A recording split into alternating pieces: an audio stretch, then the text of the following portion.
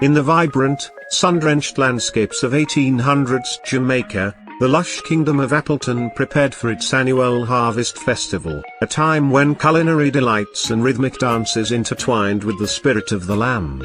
Princess Apple, a lively young woman with hair as golden as the sun and a heart full of compassion, paced excitedly in her royal chambers. Despite her joyous responsibilities, she felt an ever-growing yearning for adventure beyond the palace walls. Every note of the festival music seemed to call out to her, igniting dreams of escapades in unexplored lands.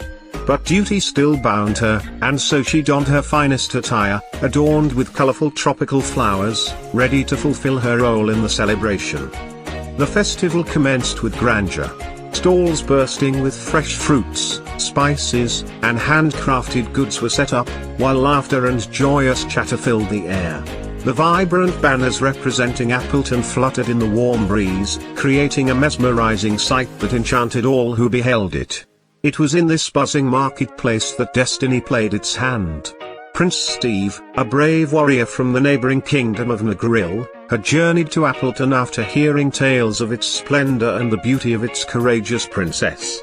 As he wandered through the bustling crowd, his deep eyes sparkled with excitement, and a warmth enveloped him as he caught sight of Princess Apple. Their eyes met, and a spark ignited between them, something that neither had expected.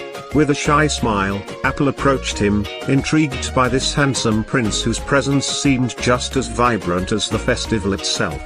They shared laughter and dreams, exchanging stories of their kingdoms, finding common ground in their shared love for adventure and their people. As the sun dipped below the horizon, casting a warm golden light across the festival grounds, the evening gala began. Apple and Steve danced together under twinkling lanterns, their hearts pounding in time with the music. The world around them faded to the background, all they felt was the electric connection building between them. They exchanged joyous whispers, their spirits intertwining with each turn and twirl, unaware that the very fabric of their lives was about to change. But the celebration was abruptly interrupted by the distant sounds of horns and the cries of messengers. News of invading forces threatening to disrupt the peaceful reign of their kingdoms spread like wildfire. What had been a joyous occasion turned somber as the citizens of Appleton gathered around the royal courtyard, fear clouding their faces. Princess Apple, heart heavy yet resolute, stepped forward. She felt the gaze of Prince Steve on her, she could see the fire in his eyes matching her own. "We cannot allow fear to govern our hearts. We stand together, united," she declared, raising her hands high, igniting a flicker of hope in the crowd. Steve joined her, his voice strong and assuring. "Together, our kingdoms have strength, wisdom, and courage. Let us train, prepare, and defend our homes." Inspired by their leaders, the citizens rallied. Under the ashen sky of their alarmed reality, Apple and Steve led their people in preparations. With each passing day, they blended love with strategy, teaching everyone that strength lay not just in bravery but also in unity, no matter their backgrounds or skills.